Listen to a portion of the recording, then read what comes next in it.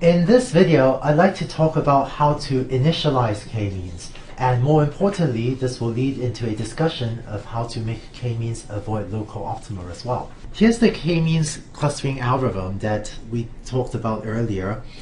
One step that we never really talked much about was this step of how you randomly initialize the cluster centroids. There are a few different ways that one could imagine using to randomly initialize the cluster centroids, but it turns out that there's one method that's much more recommended than most of the other options one might think about. So let me tell you about that option, since it's what often seems to work best. Here's how I usually initialize my cluster centroids. When running k-means, you should have the number of cluster centroids k set to be less than the number of training examples m. It would be really weird to run k-means with a number of cluster centroids that's equal or greater than the number of examples you have, right?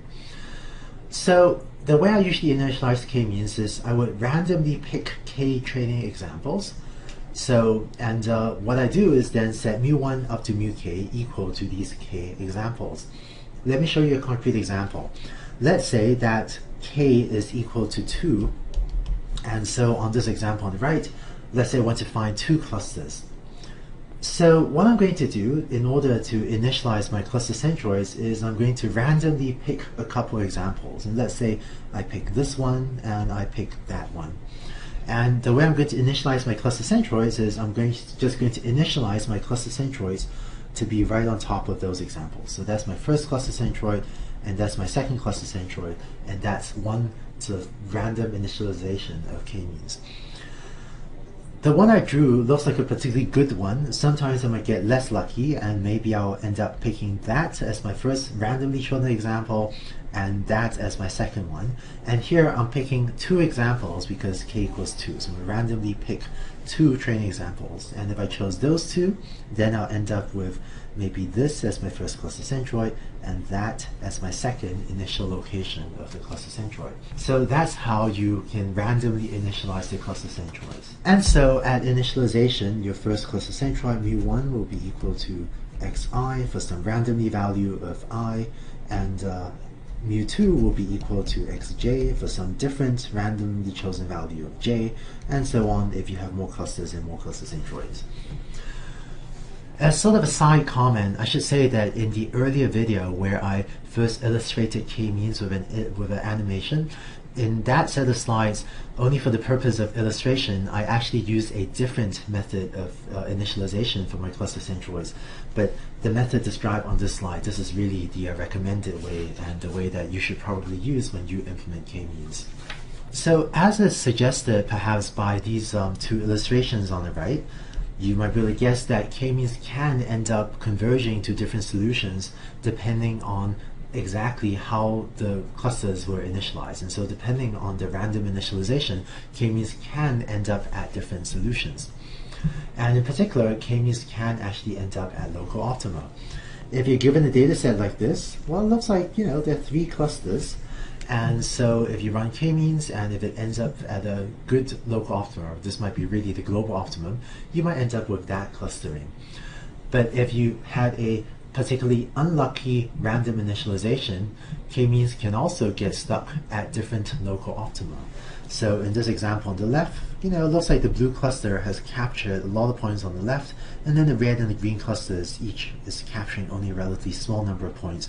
And so this corresponds to a bad local optima because it has basically taken these 2 clusters and merged them into one, and furthermore it has split the second cluster into 2 separate subclusters, like so. And it has also taken the second cluster and split it into 2 separate subclusters, like so.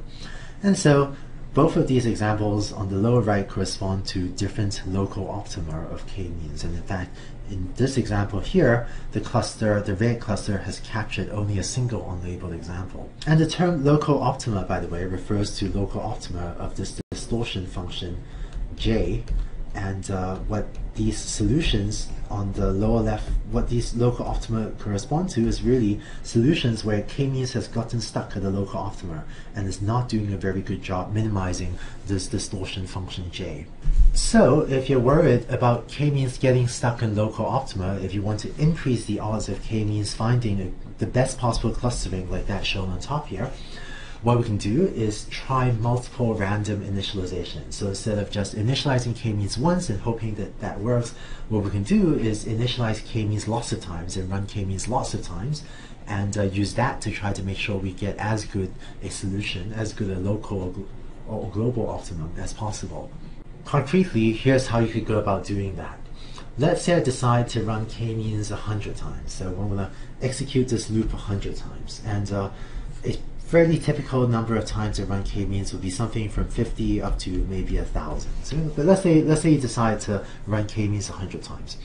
So what that means is we would randomly initialize k-means, and for each of these sort of 100 random initializations, we would run k-means, and that would give us a set of clusterings and a set of cluster centroids, and we would then compute the distortion j, that is compute this cost function, on the set of cluster assignments and cluster centroids that we got. Finally, having done this whole procedure 100 times, you will have 100 different ways of clustering the data. And then finally, what you do is, out of these 100 ways we've found of clustering the data, just pick one that gives us the lowest cost, that gives us the lowest distortion. And it turns out that if you're running k-means with a fairly small number of clusters, so if the number of clusters is anywhere from 2 up to maybe 10, then doing multiple random initializations can sometimes make sure that you find a better local optimum, make sure that you find a better clustering of the data. But if k is very large, so if k is much greater than 10, certainly if k were, if you're trying to find hundreds of clusters, then having multiple random initializations is less likely to make a huge difference, and there's a much higher chance that your first random initialization will give you a pretty decent solution already.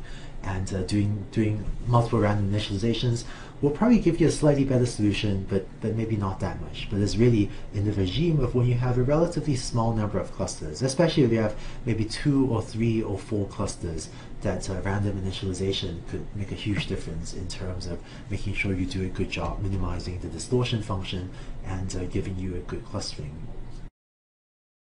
So that's k-means with random initialization. If you're trying to learn a clustering with a relatively small number of clusters, 2, 3, 4, 5, maybe 6, 7, using multiple random initializations can sometimes help you find much better clusterings of the data. But even if you're learning a large number of clusters, the initialization, the random initialization method that I describe here, that should give k-means a reasonable starting point to start from for finding a good set of clusters.